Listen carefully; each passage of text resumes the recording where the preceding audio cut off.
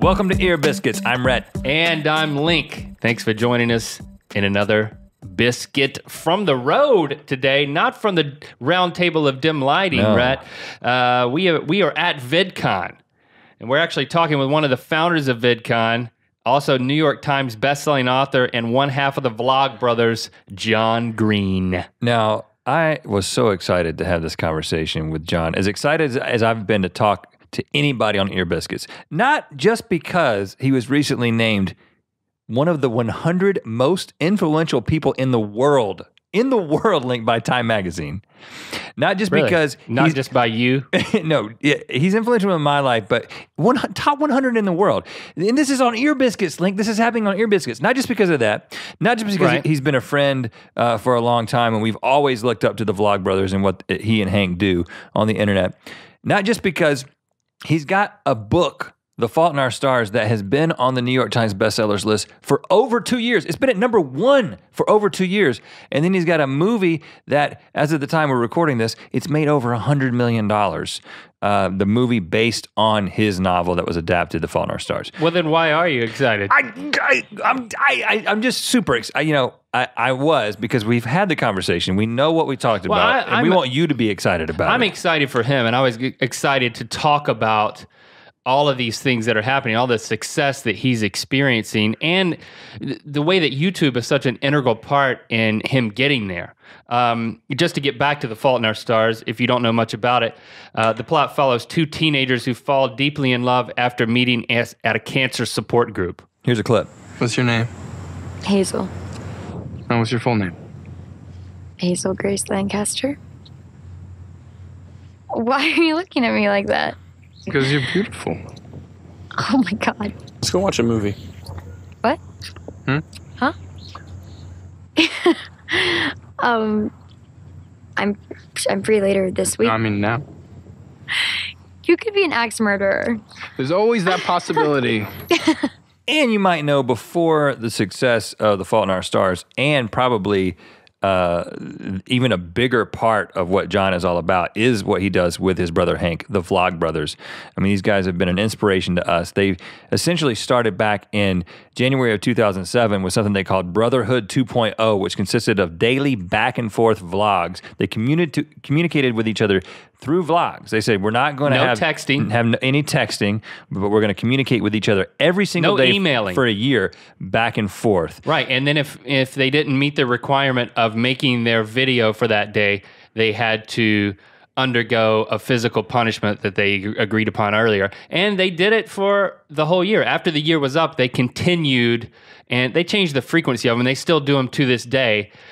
When you watch the videos, they're addressing each other as well as their fan base, the Nerdfighters. Good morning, Hank. It's Sunday, it's Newsday, and the news around here is that my house is a construction zone and most of the electricity is turned off and we don't have any place to sleep, and unrelated to the incredibly expensive home renovation, my basement flooded on Friday, so now I have to take out all the carpet, and fixing it is going to cost $1 billion, and I'm cranky. And when I get cranky, I put Willie in his tiny elephant costume. And of course, they've gone on to just a crazy amount of success on the internet. They call their fans the Nerdfighters, and there's a lot of them out there. They have an amazing community. They started a project for Awesome. They started the foundation to decrease world suck. They started VidCon. The Green brothers have done all kinds of things. And then we find, in this conversation, we're finding John in a really interesting time where he's in the midst of experiencing this amazing success with The Fault in Our Stars, but he's also still doing every other thing that he's always done. And so we talked to him about what it's like, to be in the midst of this. Right. I love the quote here. I think this is in association with Time Magazine's list of 100 most influential people. Actress Shailene Woodley from The Fault in Our Stars is quoted as saying, "Some say that through his books, John gives a voice to teenagers. I humbly disagree. I think John hears the voices of teenagers. He acknowledges the intelligence and vulnerability that stem from those beautiful years when we were, for the first time, discovering the world and ourselves outside of our familial stories. But he doesn't just listen to young adults. He treats every human he meets as their own planet, rather than simply one of his moons. He sees people with curiosity, compassion, grace, and excitement. And he's encouraging a huge community of followers to do the same. What a gift to be alive at the same time as this admirable leader. Wow. And what a gift to have this conversation with our friend eloquent. John. Yeah. So here it is, our ear biscuit with John Green.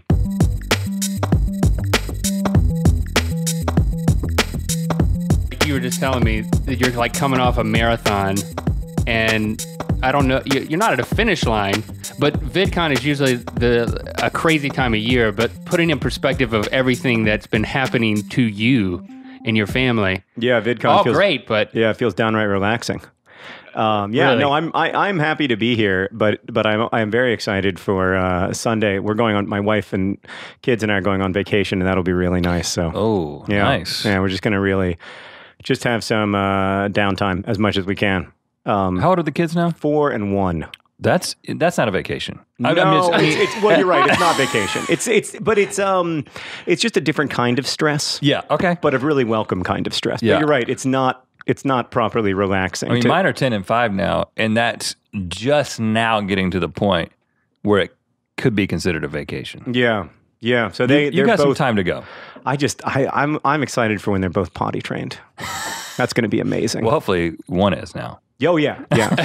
No, he's great. Well, let me ask you, how's your shoulder? It's better. I got a cortisone shot. I injured my shoulder playing FIFA, which is very embarrassing. What was the diagnosis when you went to the doctor? I went to the doctor. I initially lied to the doctor, and I told the doctor that I'd been throwing my kid up in the air because I couldn't bring myself to tell him the truth that I had been playing FIFA. But he was like, playing a video game. He was like, and so you, there was. He was like, threw your fist in the air in celebration, and I badly injured my right shoulder. And he was like, so you had some resistance when you injured it, and I was like, not really. And he was like, but you were pushing air resistance. He was like, you're pushing up your kid, and I was like, well, all right, fine. I was playing a video game, and I raised my arms in triumph, and I felt my right arm pop, and it really hurt. And the doctor was like, oh, well, that's a completely, you need to be honest with me. These details are important. Yeah, it turns out. So anyway, I got a cortisone shot. It worked really well, and we'll have to kind of wait and see on the long-term effects of me throwing my hands in the air while playing FIFA. I mean, because you're going to think of it every time you score a goal on FIFA now. Oh, yeah, no. Like subconsciously, you're going to tense up. I don't celebrate anymore, and I think it's made me a worse player. So you're just kind of you just sort of just sit in the afterglow of a goal. Yeah, I just try to enjoy it quietly now. He's a very pensive FIFA player. Yeah. Well, forgive me for reaching for a connection here, but is there some analogy? I'm wondering if there's an analogy between all the success of the book and the movie, and just it's phenomenal what's happening, and I'm so excited, and it's amazing. But is there an associated injury with this celebration? Was this self-inflicted? That's a good analogy. I mean, I definitely think that any kind of dramatic change in your life, even if it's a really positive change, is stressful. Moving is stressful. Mm-hmm. Getting married is stressful. Mm-hmm. Having a kid is stressful. These are all wonderful, wonderful things. Like, it's some of the best stuff that can happen to you, but it's also kind of overwhelming. And this experience has been totally overwhelming, and at times really really stressful. Even though it's been also joyful, and it's about the best book to movie experience you could possibly have. Mm-hmm. To be proud of the movie, to have the movie do well. To have been included in the process, all of that stuff just really doesn't happen to authors very often. So, and you kind of built that in because you weren't jumping at the chance for it to be adapted into a movie if it wasn't going to be with certain stipulations, right? Right. You weren't just hungry. Please make this into a movie. Yeah, and I've been in a position where I had to be hungry before, and that does make you a lot less discerning. And this time I wasn't hungry. I didn't really want to see a movie made of this book initially because it's so personal to me, and I just didn't think anyone could really do a good job. I thought that it would be sort of schlocky. Mm-hmm. And I think they really succeeded in staying true to the tone of the book. Now, most of that was luck, but some of it was kind of waiting for the right people to come around. because you didn't direct the film, you're Right, going to say it's luck. Yeah, well, it's not my movie; it's Josh's movie. So, like, Right. and ultimately, I didn't pick Josh. I wish I could take credit for that, but the producers of the movie picked Josh. I mean, I saw his movie and talked to him before he was hired, but yeah, everyone else did a great job. I did very little. Now, are you having a good time? Are you enjoying the process? Yeah, I enjoyed like going to the premiere so much, and we had a showing in Indianapolis that was just with family and friends and people who've kind of helped us along the way of writing the book and then making the movie. Just whether like by babysitting for our kids or whatever, and that was really special to have 200 people in a room, all of whom you care about, all of whom helped make this possible, and to be able to watch the movie with them was really, really special. But isn't it kind of a challenge when, so many people in their lives they dream of one thing, and you tell me, but I would assume that there's just been a number of dreams come true for you at this point. Like, whoa, everything is falling into place. But with that experience, is there this, well, it's not as good as I thought it would, now that I've got these dreams and they've kind of lined up in a row. Right. Is it not all it's cracked up to be? Is it still a grass is greener? I think that's the question behind, are you enjoying it overall, or is it actually very difficult to enjoy it because of all the other pressures that are coming on as well? Yeah, I think you guys you're probably sensitive to that because you guys have had some dreams come true. Yeah. And it's always it's a bit of a weird experience because you're like, this is what I always dreamt of, which is not quite the same thing as I'm so happy. Yeah. Like it's similar, but it's not quite the same thing. A lot of this isn't what I dreamt of for the record. Like I never from a long time ago, starting in maybe like 2008, I would say to Hank, like, I really do not want to become widely known because I think wouldn't be fun. I started, you get a glimpse of proper celebrity and you see how it can be destructive and how it can be so disruptive in people's lives, especially their family lives. And so I was very wary of that. That's why we've never made a TV deal or anything like that. Because you guys can attest to how famous TV will make you. Oh yeah, especially when you're on that IFC. Oh man, yeah, no. That's in like 20,000 homes now. Oh yeah, buddy. No, like the population of Fuquay-Varina. I wouldn't categorize it as a setback. It was a great experience, but yeah, it was. Sometimes I feel like it was in terms of what we want to do and what we want to accomplish and where we are. It's the kind of thing that you enjoy. It's like when you go on an incredible trip somewhere that's kind of challenging but exciting and there's all these new experiences. I think it's very difficult for people to enjoy it in the moment, but you enjoy it in the pictures and the memories, right? And absolutely. So, have you thought about that actively throughout this process? Like, I want to stop and enjoy this. Yeah. I've tried to stop and enjoy it a lot, and I've been lucky that things have been so enjoyable. That it hasn't been stressful or needlessly stressful, at least. Like, that I haven't had to go around and pitch a movie I don't like, which is what most authors have to do, and that's not nearly as fun.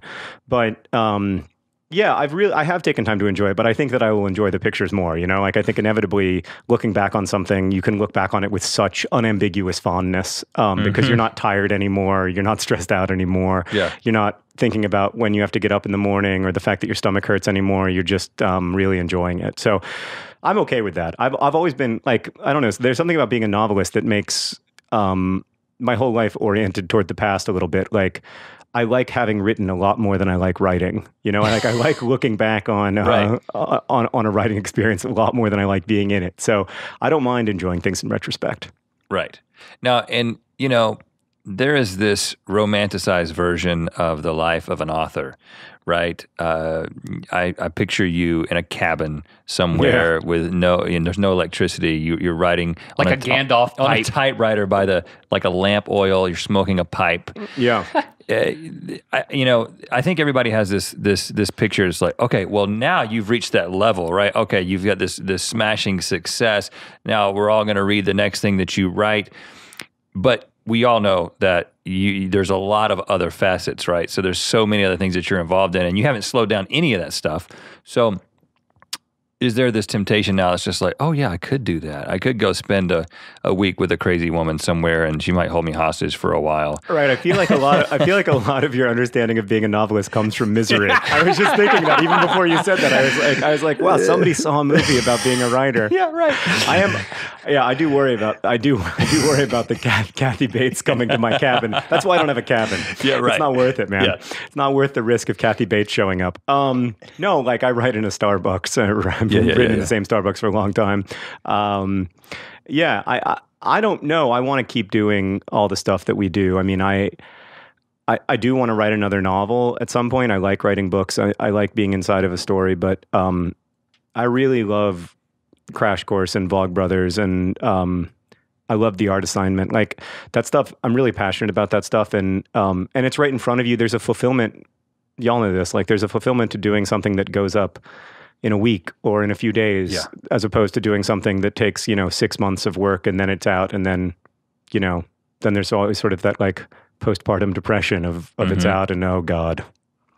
Right. And I think we experience the fear sometimes of never creating that big thing. So, I mean, we look to you as an inspiration to, okay, in the midst of all the things that you're creating and you and Hank are working on, that you've written and you will continue to write and create that thing that requires the investment, and then it's going to take a year or years to put it together.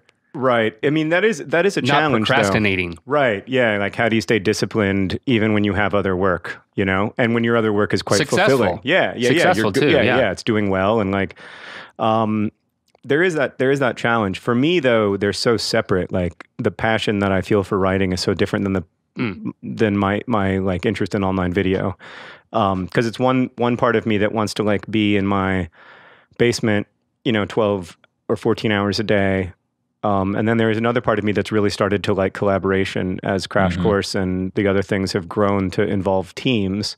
I really like that. I like working with smart, interesting people who kind of keep me a little bit young and help me to think more broadly about stuff than I otherwise would if I was stuck inside my own head. So I'm hopeful that I can find a way to kind of chart the middle path, even if it means that there's a little bit less Crash Course and a little bit longer between novels, that I can still stay involved in both.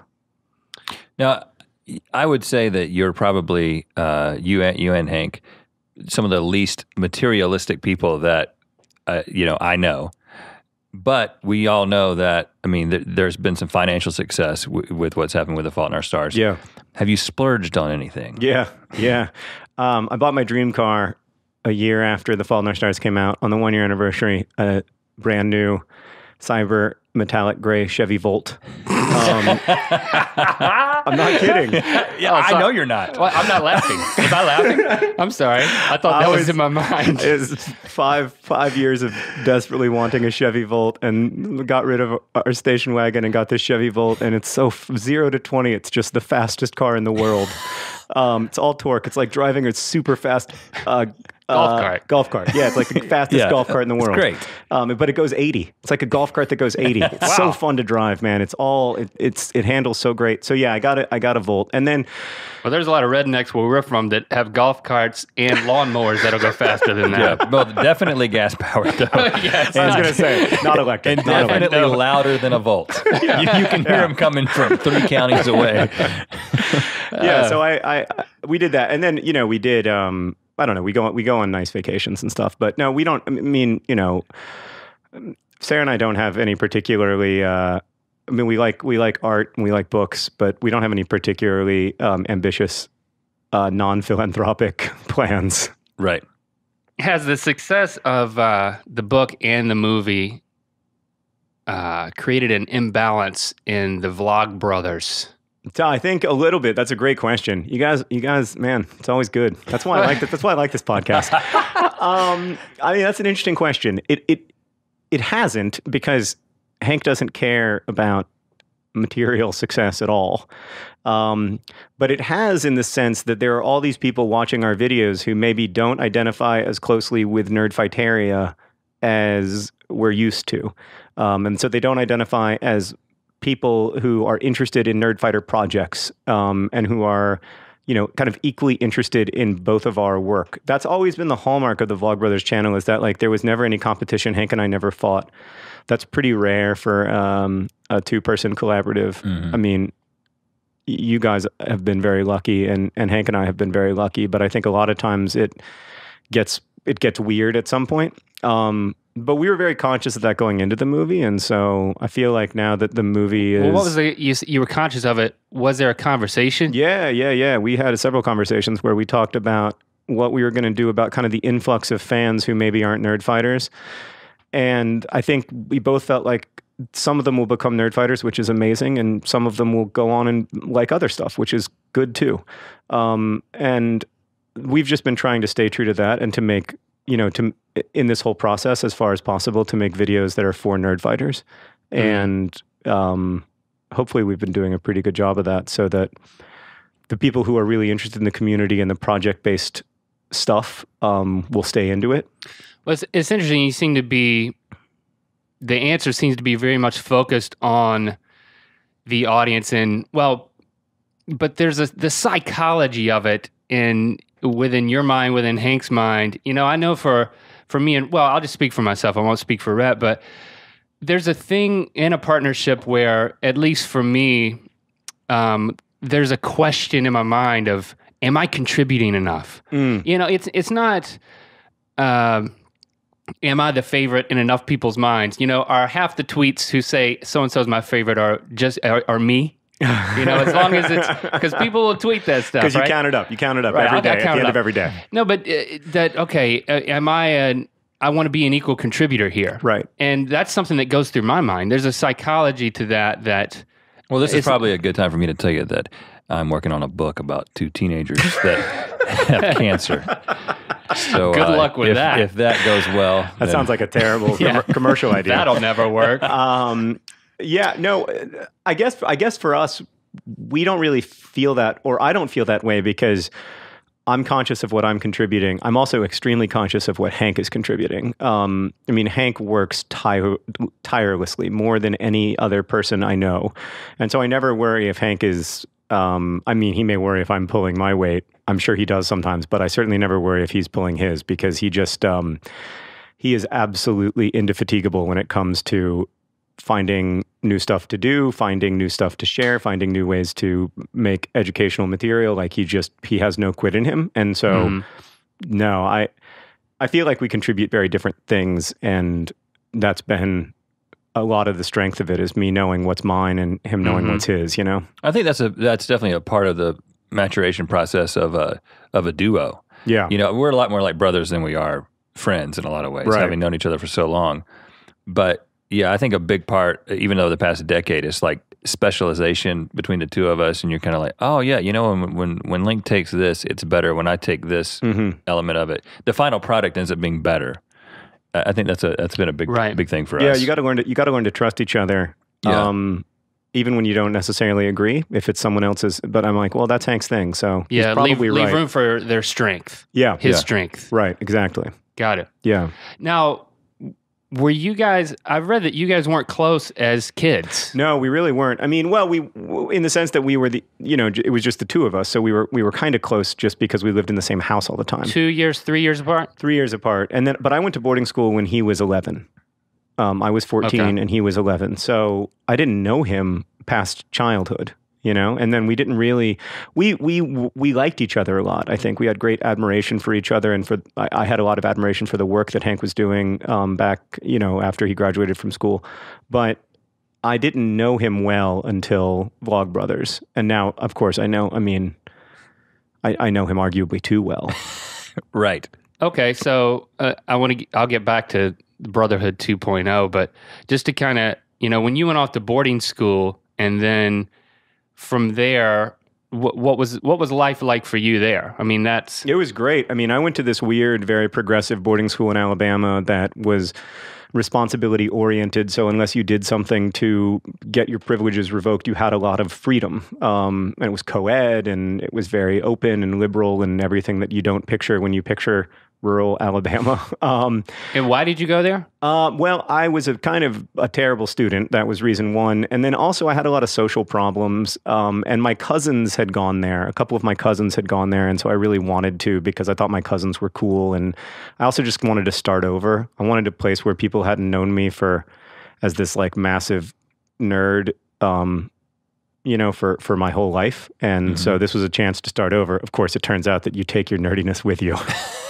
Yes. So you picked up right where you left off? Yeah. It wasn't much better? I mean, it was better in the sense that nerdiness was celebrated at Indian Springs. So I quickly found a group of friends and I became, by the end of school, there were only 52 people in our graduating class. So there wasn't a ton of room for cliques. And I was lucky to that was the place where I made my first real deep school friendships. I'd had two best friends growing up, but they hadn't been in the same grade as me. So that connection of like school to life was just complete because we were never off campus unless we were together. So there was an intimacy to it that I think most people associate with college that I kind of had in high school. And so that was perfect fodder for a book. Yeah. And a lot of Looking for Alaska my first novel comes from that time, living with a bunch of young people together with sort of minimal adult supervision.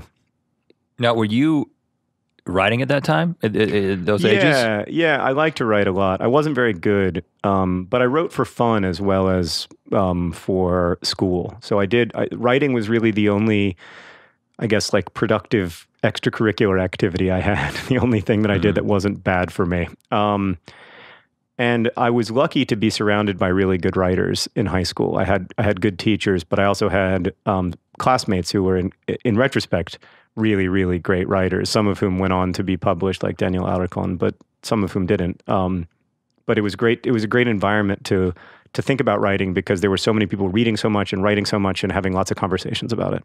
And why were you guys in Alabama? What were your parents doing there? Well, my parents were still living in Florida at the time. My dad was the state director of the Nature Conservancy down there for a long, long time. And I was, so we just I moved to Alabama and they stayed in Florida. Okay.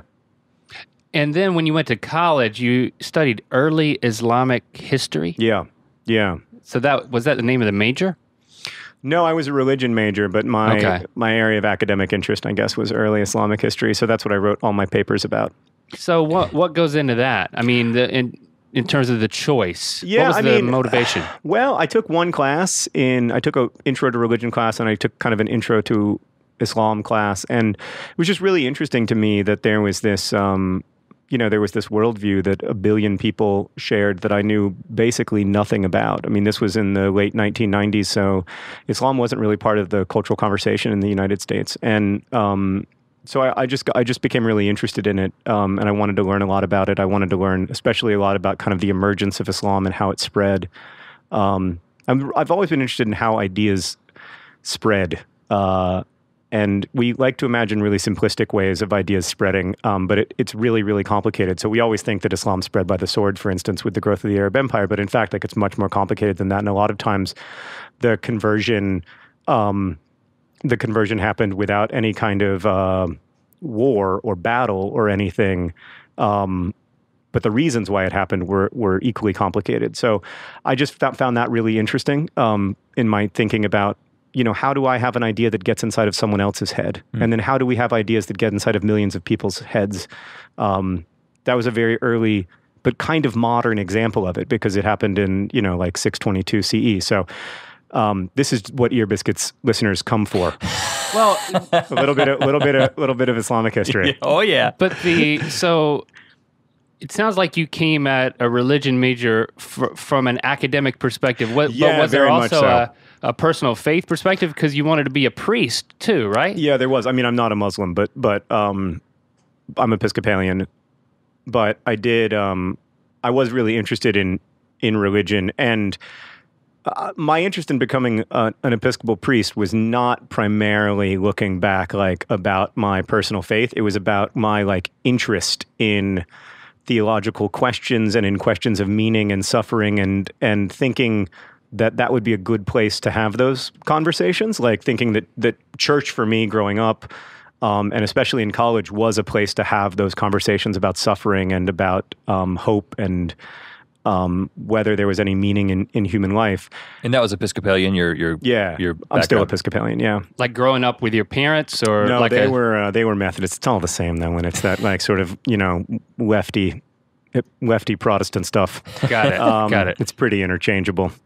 I shouldn't say that as an Episcopalian. No, the benefit of being Episcopalian is you get to kneel more. I'm a big fan of kneeling and crossing myself. You can get to do that hardly at all as a Methodist. So that was the number one draw for me. Well, that sounds like a joke, but there may be some truth to it. I'm completely serious. No, really. I like the I like ritual, and I like rituals that pull me back through history. That connect me to people who lived 1,800 years ago or whatever. And I know that, I mean, you've said this a number of times in other interviews, how that wanting to become a priest, you ended up becoming a student chaplain in a children's hospital. Yeah. And that was kind of the beginning of the story of Fault in Our Stars. Yeah, that's where I started trying to write it, right after I worked at the hospital. I worked there for about 6 months. It was a weird job because I was a student chaplain, but when I was on call, there were no other chaplains in the hospital. So I was the only person that, if someone died, if a baby was going to die and needed to be baptized, I was the only person there to baptize the baby. And or if someone died, I was there with the family when as they went through that process. But also, if there was any kind of trauma, a chaplain is always part of the trauma team. So the chaplain and the social worker usually stay with the family, through the emergency department and the process of getting admitted to the hospital. So what is the experience of being that close to dying children? What kind of impact does that have on your faith? Pretty severe one. I definitely not necessarily dropped out positive. I would. No. I mean, I had a lot of ideas about why, theologically sound, I think, ideas about why good people have horrible things happen to them, about why suffering exists and why it's unjustly distributed and all that stuff. The problem that Christians call theodicy, the problem of evil in a world where God is good and powerful. But all of my ideas about it proved kind of useless. I mean, I could say that those things were intellectually true. I just didn't care because, I was face to face with the randomness, arbitrariness of human existence, and the idea that this stuff was happening for a reason seemed very problematic to me. Now, that didn't destroy my faith, and I still go to church, and it's still an important part of my life. It did make me think that I shouldn't be working from inside the church. Like, I shouldn't be doing this work from inside the church because I just didn't have the right kind of DNA for it, Also, I couldn't do it. Like, I mean, after a good chaplain or social worker, anyone who works in a children's hospital really has the ability to do this incredibly difficult work, this emotionally wrenching work, to be fully present, to be fully there for the people who need you, and then to go home and be fully there for your family and for the people in your non-professional life. And I did not have that ability at all. So, I kind of learned that about myself, and that's a good thing to know. And I still really, I have great affection for chaplains. Whenever I am in the hospital, I'm always like, bring me the chaplain. I want to hang out with whoever's on call tonight. Well, I mean, Carson Daly couldn't do it either, So you shouldn't feel too bad. He wanted to be a priest. Yes. Wow. So you should connect with him. So did you and do you find satisfactory answers to those questions that you're kind of faced with when you see children going through that kind of suffering? Do you find that in your faith? I do. I do to an extent. I don't as completely and without reservation as many of the people I know and many of the people I admire, both intellectually and in the way they go about their lives. I just I'm okay. I guess for me, like, I'm okay living in a world that's arbitrary and random and unfair. I need to know the kind of world I'm living in order to be happy. And I need to try to orient as much of my work toward injustice and inequality as possible, because otherwise, because that's what makes me feel meaning, and that's true. That's true in the church. Like the stuff that gets me most excited about being a member of my church is about service and connection more than it's about any kind of evangelism or direct evangelism or whatever. And the stuff that gets me going in my professional life is about, the Project for Awesome or building a school in Bangladesh or whatever. Like that stuff is a lot more interesting to me than how many subscribers we have. Right. Well, and that brings up another thing, which is obviously Hank is involved in all those things and seems very much equally motivated. But as far as I understand, he doesn't share your faith. No, He's an atheist, at all. Right? Well, I don't know if he'd identify as an atheist, but he wouldn't identify. He'd identify as close. I don't know. We don't talk about that stuff that much, mostly because our worldviews are turned in the same direction. Yeah. So, like, what we want to do on a daily basis is turned in the same direction. And there's kind of two ways of imagining meaning to life. One way is that, like, we as human beings construct it. We make it up as we go along. And another is that we derive it. We derive it from some organizing principle to the universe or some source, scripture, whatever it is. And in the end, I don't know if I care if meaning is constructed or derived, as long as, like, the people I'm working closest with are turned in the same direction. Like, the meaning that they find is similar. So it orients us similarly. And with Hank, I mean, we're pretty much 100% on the same page all the time. Like, one thing we never argue about is, like, purpose. So that's good, because that's a pretty core argument if you end up having it, Right. That's so fascinating. I guess I'd like to go to the Brotherhood 2.0, because that it sounds like that defines your friendship. It's what you just said is like a real testimony to the fact that even though you guys you have beliefs that are rooted in different places, that you're so aligned when it comes to what you guys are accomplishing together as a team. It's amazing. Having not been close as kids, was the whole Brotherhood thing, was that Brotherhood 2.0, was that his idea? It was my idea. It was your idea. Yeah, I was a big fan. Well, we were both big fans of Zay Frank, and the show with Zay Frank. And I didn't think that, because the first video was his. Was by Hank, yeah. But then the second video, your first one, the first thing out of your mouth is, I'm not going to be good at this. I know.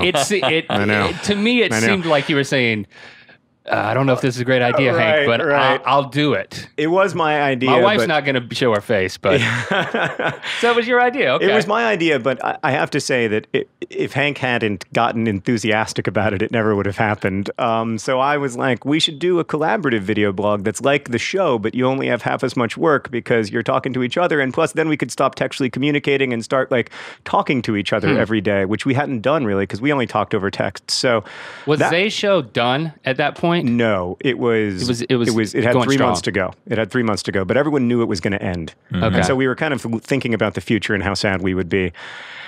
And yeah, I mean, I had the idea, but then if Hank hadn't been like, yes, let's do that. Here's where you go get a camera. Here's the camera that you get. Here's how you edit video. Like, I mean, I'd never made a video before. I'd never owned a camcorder before. So it was And you didn't believe you could do it. That's the first words out of your mouth. Yeah, no, I thought I'd be terrible. And to be fair, I was terrible for many months. You go back and you watch those old videos, and I find them just crushingly slow. Well, you call it, in that first video, you referred to the endeavor as a documentary. Yeah, I know. That's what I thought it was going to be, too. That's how I was imagining it.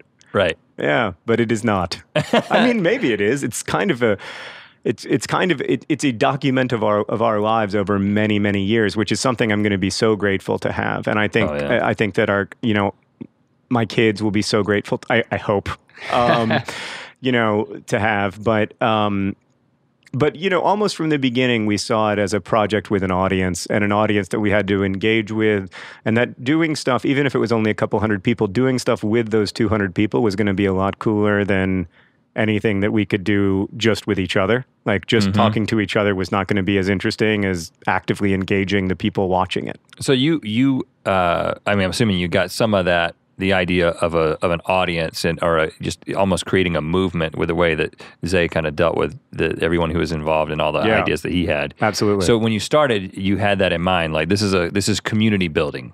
Well, I think maybe for the first 2 weeks we didn't think of it that way, but we started to think of it as community building very quickly. I think the first time that we really understood that there was a community around the videos, we only had maybe 300 regular viewers, and I had to be hospitalized because I had this very rare, weird infection behind my eye. It wasn't serious, but like, I had to get IV antibiotics. And to cheer me up, Hank asked people to put something on their heads because that had become an inside joke somehow. And we had like 300 viewers, and we got like 240 pictures. And I was like, oh my gosh. That's pretty good percentage rate. Can you imagine a conversion rate like that today? I mean, it's just unimaginable. So it was a different time, a different world. But yeah, that's when we realized, oh my gosh, like we should probably do something other than just have people put stuff on their heads.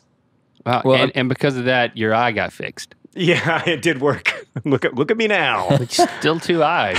Pretty awesome. Well, I mean, I could definitely say that when we decided that, we need to name our community, we need to do this. It was definitely looking at you guys and thinking, oh, look what they've done here. They're not creating content only. They're building a movement, and they're accomplishing so many things, and they see the potential in that community. I mean, what was that process like? Obviously, you just kind of revealed that first initial realization of how they could be motivated to do something, but when did you start thinking about this is a strategic community? I mean, here we are at VidCon. Right. It's kind of seeing the culmination of that, but what's that process like? I think we never wanted to think of the community just as like a launching pad for other ideas. Like we wanted it to have its own life and to have its own meaning.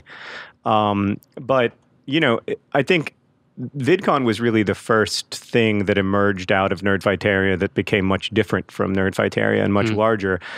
And it came of Hank's feeling that we needed a conference and that he knew a lot of people who made YouTube videos, and so he should just do the conference. And I thought that was a terrible idea. I thought it would make people who made YouTube videos hate us, and that if the conference was bad, it would be the end of our careers. Also, it was very expensive, so we essentially like had our houses against the conference. I thought it was a bad idea, but I did know by then that I have to trust Hank when he has an idea. If he sticks with it for more than like 6 hours, it's usually something that he's going to do whether I like it or not. So I better get behind him. And then of course, VidCon turned out to be amazing. And then from there, we did start to launch channels that are kind of outgrowths of Nerdfighteria, but are separate from it, like Crash Course or SciShow or The Art Assignment. And we've done that. I still think of that as an extension, a way of kind of like building small groups within a big group, because it's really problematic when a community becomes so large that it's unwieldy. It's hard for people to think of themselves as nerd fighters. What's a nerd fighter if everyone's a nerd fighter? Yeah. And so we want there to be communities within the community, whether it's the Minecraft server or the people who like to watch me play FIFA or the people who are passionate about the art assignment, whatever it is. Like that's really important, I think, to the future, to like making it work, making it sustainable so that people are still feel involved enough to want to do stuff with us. Well, I think about the fact that it goes back to the question that we asked earlier was, does the success of the book and the movie, is it upsetting the balance of the Vlogbrothers? But it also potentially creates this sense that your community is built on so many different things that you guys have done over time, and then to have something that is this landmark achievement in a real traditional sense almost. Have you thought about how that might threaten the community? Yeah, I mean, it's been a big concern for us is how do we sort of like, kind of build a seawall against the rising tide of The Fault in Our Stars so that it doesn't become a moment that we all look back on and say like, oh, it was all magical until then. Yeah. And our main strategy for that, like the first video I made after The Fault in Our Stars came out was devoted almost entirely to the book that we're reading this summer for the Nerdfighter Book Club about living in a slum in Mumbai. And I just was I did that partly as a way of saying like, okay, well now back to normal. Like, like now back to talking about stuff that we care about with people we care about. And like being a fan of the Vlogbrothers means a lot of this, for better or whether. I hope you like this, but this is what it is.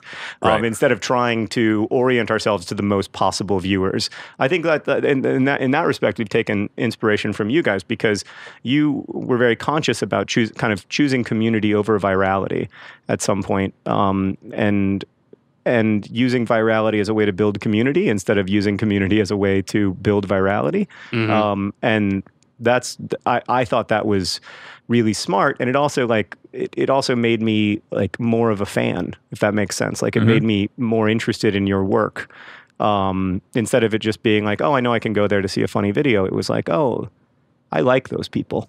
They can hang out. Yeah, well, I mean, we didn't know with Good Mythical Morning that it would become what it has, but we're very glad because it's based on our friendship, and it's based on what we want to talk about, and letting people in that conversation. The us that is not just the two of you guys, but is your entire community is something that we constantly kind of check against to kind of see, okay, what is our us? Is it just the two of us, or is it also our fans, the mythical beast kind of a thing? Yeah. What was a milestone early on that kind of bumped up Vlogbrothers from, I mean, you knew pretty early on you had an audience. Yeah, but it was tiny. It was tiny, but you weren't very early. You were talking to you would always talk to each other. You still do. Yeah.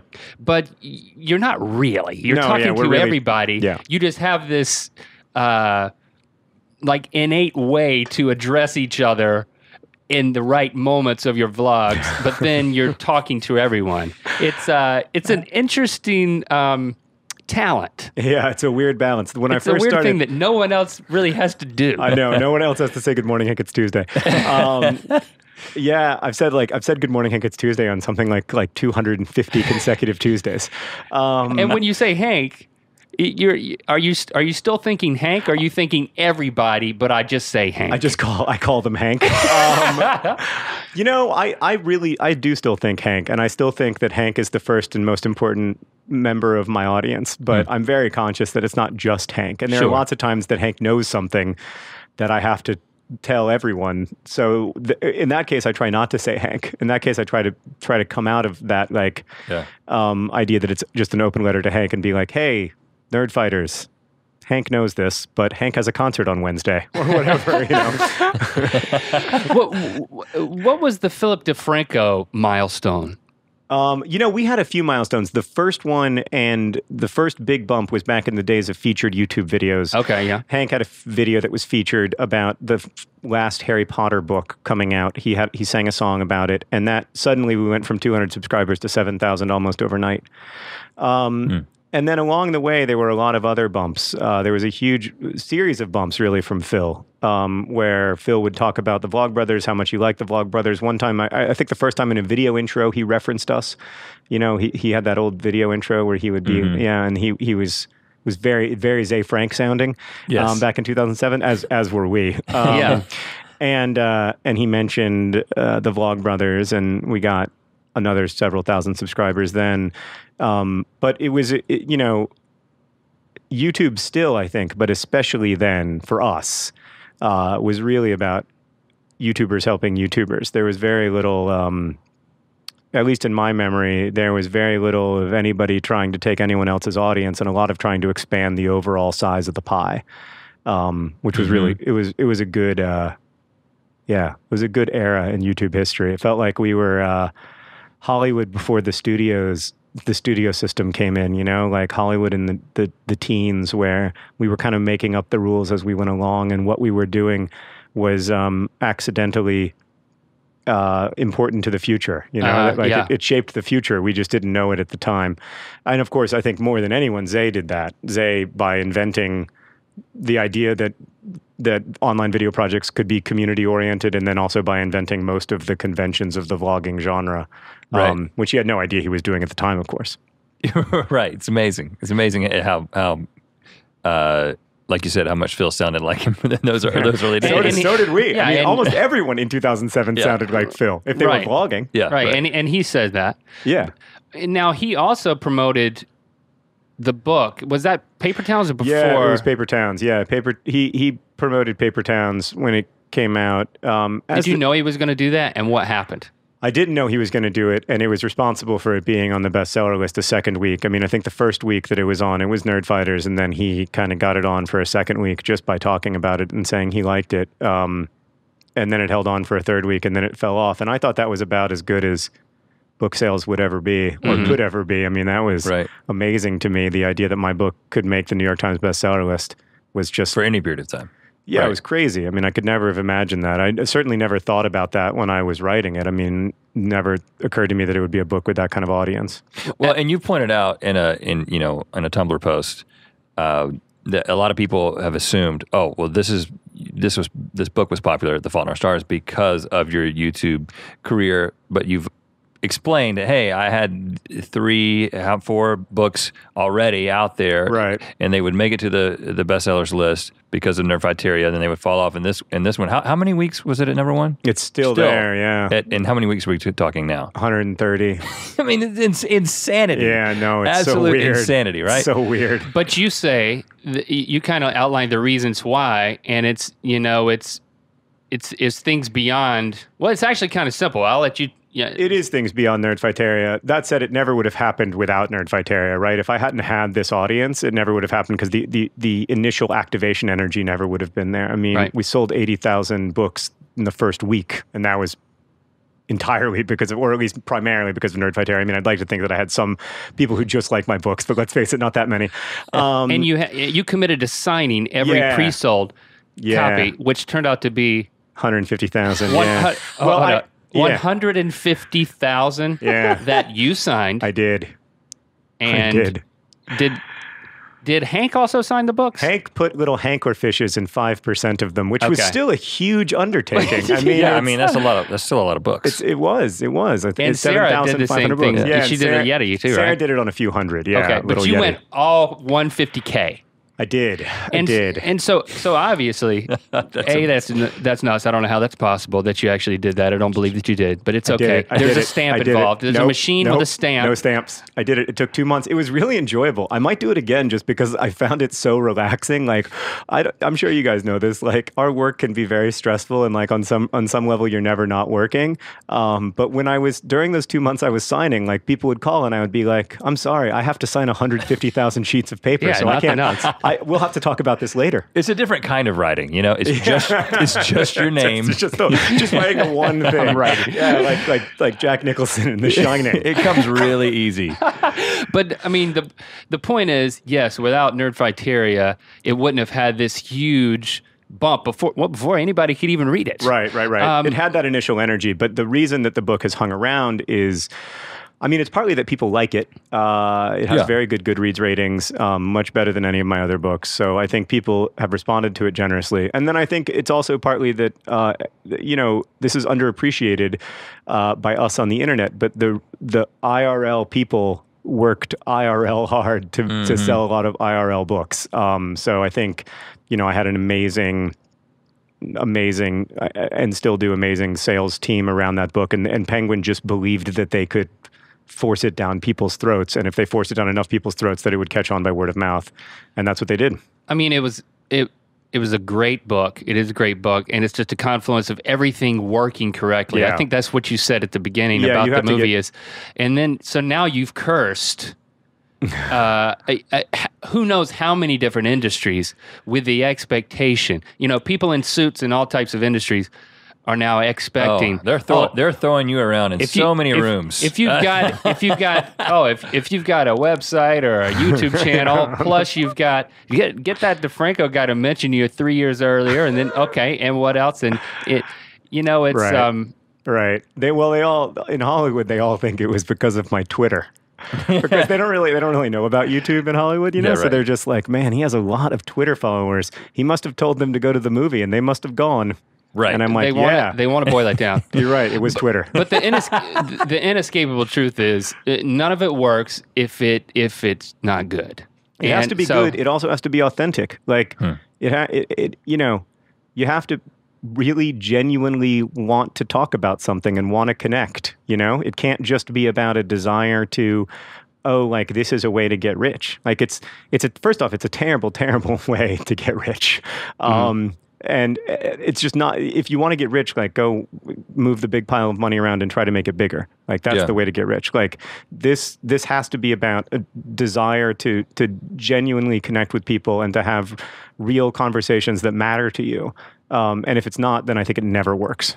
And it's interesting because at this point, you know, if I zoned out for a second, which I didn't, and came back to your statement, I wouldn't know if you were talking about which, you know, The Fault in Our Stars or the Vlogbrothers or any other project, because that is the cornerstone of all of it, is the authenticity, and you know, you're not just looking to move a big pile of money around. No. You have to want to. You have to want to do something. But I think most people do deep down. I think most people. I don't think people really.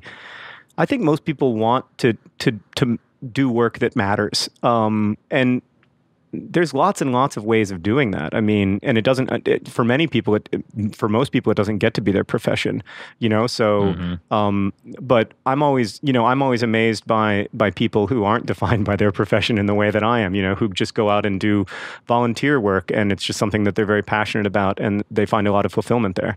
But you have to, if you're not guided by that you know, that desire to make a difference in people's lives and to try, then I think you get off path really, really quickly. It's really hard to stay focused on that, but if you get off that path, it goes to all bad places. Well, let me ask then, I think we've pinpointed your passion.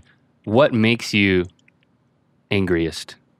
Oh, man. I guess like lack of nuance in conversations. That sort of... That idea that things simply are or simply aren't, or that, you know, whether it's about history or religion or all of the things that that the internet fights about, if we're not seeing it nuanced, if we're not trying to understand another person's narrative. So you mean the gray areas of life? All the gray spaces are really fascinating to me, and I want to. Talking about that Liam Neeson movie? It was a good one. Yeah, boy, that's good. Yeah, it's a little dark. In the plane? You want to talk about being angry? He's very angry. Yeah, he's always after somebody. Yeah, too. Liam Neeson he needs to get revenge. So yeah, I do think that. Yeah, I think for me at least, that's the thing that makes me mad is when people don't acknowledge the gray. Where do you counter this? I mean, you see it a lot on the internet. I think when people make sort of bold statements that are easily rebloggable or that look, you know, are sort of the internet version of a bumper sticker. You can't. I don't think you can get to the capital T truth via the internet version of a bumper sticker. I think you have to have nuanced conversations and complex conversations about complex ideas that are open to the idea that you might be wrong, or that you want to have your thinking further clarified instead of coming into it, you know, wanting to shout the unassailable truth that you know to be true. And that's a frustration for me on the internet, because I want us to have a really high quality of discourse. So like I see that a lot in YouTube comments. Nerdfighteria is incredibly blessed in this respect. The comments on our videos are amazing, but even on Crash Course comments, it often quickly descends into fighting about the gold standard or whatever. Right. Well, it's interesting because there is a large level of irony in the fact that you're a very eloquent guy. You speak eloquently. You write eloquently. Your characters speak in ways that most teenagers that I know don't speak. Yeah. And they don't speak in any way that is reflective of YouTube comments. No, they don't sound like YouTube comments. It'd be great to write a novel. Okay, here's an idea for you guys. Maybe we could work together on this. Write a novel that's just YouTube comments, where you try to construct a narrative, you know, but like it's one person is really mad the whole time. We've got an idea based on YouTube comments, but we'll share. We're not going to share it with you. We'll share it when the audio is off.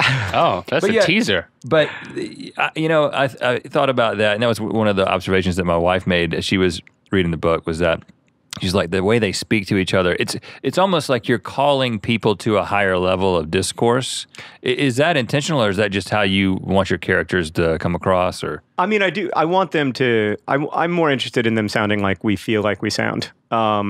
we always feel like we sound pretty smart, you know? But then when you actually diagram the things that we say, it's completely undiagrammable. Like this sentence, I'm sure, is not a sentence in any way. Yeah, I hate reading my interviews, you know. Oh, with yeah. us. Oh, God, when people just write down what you said Exactly instead what we of, said. and I'm like, make it into a sentence. You know what I meant. Yeah, I'm a sixth grader in every single interview that we've ever done. Yeah, no, I know. And You know? they have to use ellipses all the time to like cut through my sentences. But yeah, I do want to. I'm interested. I like writing about people who are really openly, enthusiastically engaged and not terribly embarrassed about it. And I think those people, in their best moments, like do have conversations, at least that feel that way. But particularly with The Fault in Our Stars, I was also conscious that I was writing in this genre of the star-crossed lover, and that genre is defined by its sort of purple prose, you know, like the fact that Romeo and Juliet's first 12 lines back and forth to each other form a sonnet. Like, people don't talk like that, but it's always been part of the way that we think about kind of cursed romance. So I wanted to use it, but hopefully also undercut it at times, particularly in the second half of the book. Right. Well, I wanted to ask, just to get back to you and Hank. So are you guys best friends? What the whole process over the years since Brotherhood 2.0, and it sounds like beginning your friendship. Yeah. Really? Was that the beginning of your friendship, and characterize it now? It was the beginning of our friendship as adults on equal footing, for sure. Or at least it was a dramatic change, you know, where we became really, really close. Yeah, I definitely think that. I mean, I have a best friend in Indianapolis who I see every day, and who, like, you know, it's like essentially they co-parent our kids and we co-parent theirs. And Who is that? My friend Chris. Okay. You don't know him. Okay. But he might come to VidCon someday. What does he do? He owns an interpreting company. He does medical and legal interpreting. It's really cool, actually. He works we have a huge Burmese community in Indianapolis. Mm-hmm. A lot of Burmese people have settled in Indianapolis in the last 20 years. And he works with that community to make sure that people, you know, when they're in the hospital or whatever, can have high quality conversations with their doctors. Right. By providing good interpreters. That's difficult anyways. I know, right? Yeah, even if you can speak the language. I struggle with it. Oh, look, I lied to my doctor about how I hurt my shoulder. Right. But yeah, but Hank and I are best friends, and we are... Well, you can only have one. Oh, you is can only it have Chris one? or is it All right. Hank? I mean, Hank is my brother. We are super tight brothers. Okay. We could not be closer as brothers. Also, I think my wife is probably my best friend. Oh, yeah, okay. Yeah, I could have really thrown you under the bus. I'm glad you Yeah, thanks got for not out of doing there. that. So, Well, I did, but you crawled out. But yeah, You listed her third, but okay.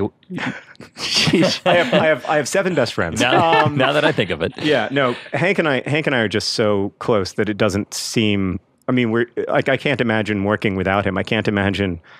I wouldn't be interested in doing things if it weren't for collaborating with Hank. Is the nature of your conversations?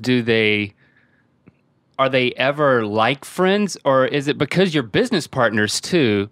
Yeah, I mean, with Rhett and I, so much of our conversations are just about our collaborative business endeavors, and that defines our friendship. I don't even know if that there's pitfalls associated with that, but it's not necessarily a bad thing. I don't think it's bad. I need shared projects to talk to Hank about, because otherwise I don't know what to talk about, and not just to him, but to anyone. I don't know how to have like a conversation about nothing. And Hank and I think Hank doesn't either. And so this gives us something to talk about. It gives us something to do together.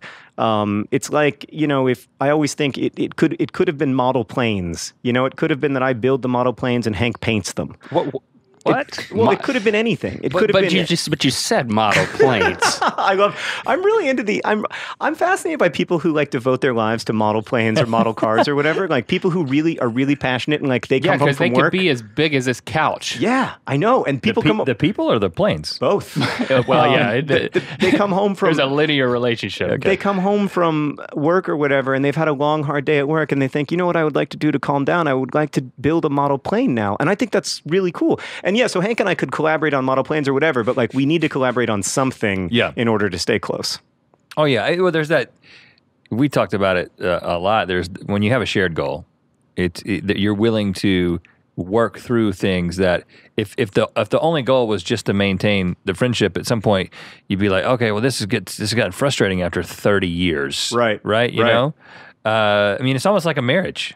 Absolutely. In one sense, you know? It absolutely is. I think you need shared projects in a marriage too. Like you need things that orient you. Yeah, that's why so many people get divorced after the kids leave, because it's like, you know, they're like, that's interesting. You know, we've got this project which is to get this kid prepared for life, and then they leave, and it's like, okay, we need model planes now. Right. You know, you have to have something there. Yeah. Yeah, you got to take care of the relationship as well as the relationship with your kids, which can be challenging because it's easy for kids to kind of take over a marriage. Right, true. So what's the next model plane, if you'll forgive me? I'm glad that I introduced that to our conversation. You know, the next thing is that we are working with the Gates Foundation to expand our Crash Course channel to include this thing, Big History, where we zoom out. It's really interdisciplinary approach to studying the universe. So you begin at the beginning of the universe and you go through the lives of people, but by taking a sort of zoomed out look, it's a very different world of history. It includes a lot of science and a lot of astronomy and lots of lots of time before people, and then even trying to imagine a time after people, what that's going to look like, what the future looks like. And that's really cool. And then we're also, I'm going, I don't think I can say where I'm going and who I'm going with. I'm going on a trip far away with someone I really admire, and I'm really looking forward to that as an extension of our work on global health and poverty. And cool. Will we expect, like, what on the backside of this? Yeah, so on videos on the backside of that, videos, and then also a discussion of what works in when it comes to making life, making it so that kids have healthier lives in the developing world. Okay, so it's so there'll be Oprah. a campaign as well as Oprah. It is Oprah. Okay. I'll be traveling with Oprah on Oprah's plane. Okay, so excited. It's going to be not awesome. Oprah. It's not Oprah. We now know that. It's Stedman. That's who It's Gail. It's Gail. I'm going with Gail. I mean, you've already. See, I'm going to continue to engage. You've already mentioned Gates, so maybe it's Bill Gates himself. It's not anyone as cool as Bill Gates, but it's someone really cool. Oh, and that person is listening, and their feelings are hurt right now. I'm sorry, person. See, But I think we both know you're not as cool as Bill Gates. Oh, okay. For a second, I thought you said, "I'm sorry, Percy," and I was like, it's Percy. I now know who it is. The guy that sang "Stand by Me." Percy Jackson Percy from the Rick Riordan books. Percy Sledge, I think. Percy Sledge. Percy Sledge. It's Percy Sledge. Yeah, he's Wow. a big philanthropist. That's why there needs to be two of you. One to remember half of the joke and the other to remember the other well, half. There's a lot of that happens. Well, you know, unfortunately, because we're at VidCon, we can't have you sign the round table of dim lighting. But you could write on this. You could write on this table in the presidential suite in silver Sharpie. Yeah, right. I'm signing it with my mind, though. I just signed it in my mind. And then next time you're in the Burbank area, you've got to come in and sign it. Yeah, absolutely. Yeah, this has been a great conversation. Thanks, man. Thank you guys so much. And I have to say, also thanks for making stuff that I can be a fan of these many years. It's been great to watch you guys make so much fascinating stuff. And I really think you're just at the beginning. So here's to many more years. Yeah. Thank Together. you. Thank you. We're honored by that, sir. All right. Take care, guys.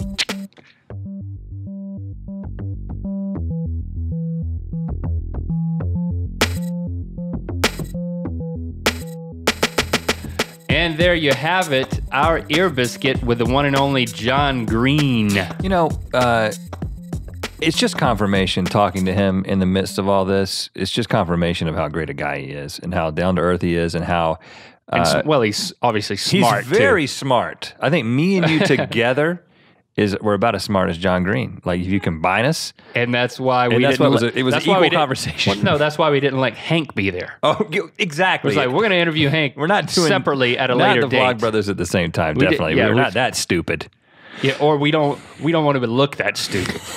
But it's amazing. I hope one of the things that we want Ear Biscuits to be, and hope that it is a place where you hear a conversation that has a different tone.